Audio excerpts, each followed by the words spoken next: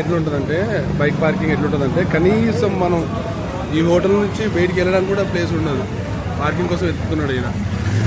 మేము పార్సల్ తీసుకున్నాము, ఇదంతా పార్సల్ తీసుకున్నాం మేము. ఫుడ్ టిఫిన్ కోసం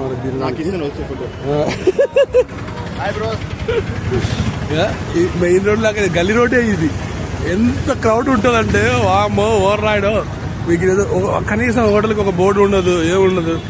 బ్రాండ్ అనమాట ఇది, లెగసీ వారసత్వం నుంచి వచ్చిన హోటల్. అట్లా ఉంటుంది పంచాయతీ. ఇక్కడ బయట చూస్తే ఎంత దూరంగా, లోపల చూస్తే క్రౌడ్ పిచ్చ క్రౌడ్.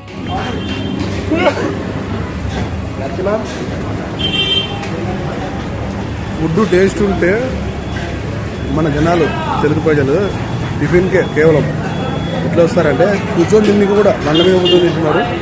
అయినా కూడా క్యూలో ఉంటారు, అది వర్క్ చేస్తారు.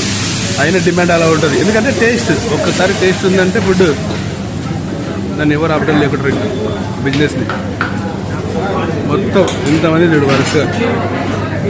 టోకెన్స్ కూడా ఇలా క్యూలో ఉంటారు. టోకెన్స్కి టోకెన్స్ కూడా క్యూలో ఉంటారు. చివరి సైడ్ ఉంటుంది హోటల్. ఇది ఒకటే కాదు, గర్ల్స్ కూడా వచ్చి తింటున్నారు. గర్ల్స్ కూడా అట్లా ఉంటుంది మనతో. ఫ్యామిలీస్తో వచ్చి తింటున్నారు. ఈ మాత్రం ఉంటుంది. ఇంకా క్యూలో ఉన్నారు. అక్కడ క్యూ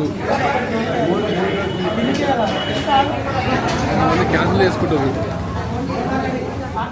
దోశ తీసుకున్నా, సూపర్ ఆసం, అద్భుతంగా ఉంది. టేస్ట్ చాలా మంచిగా ఉంది దోశ.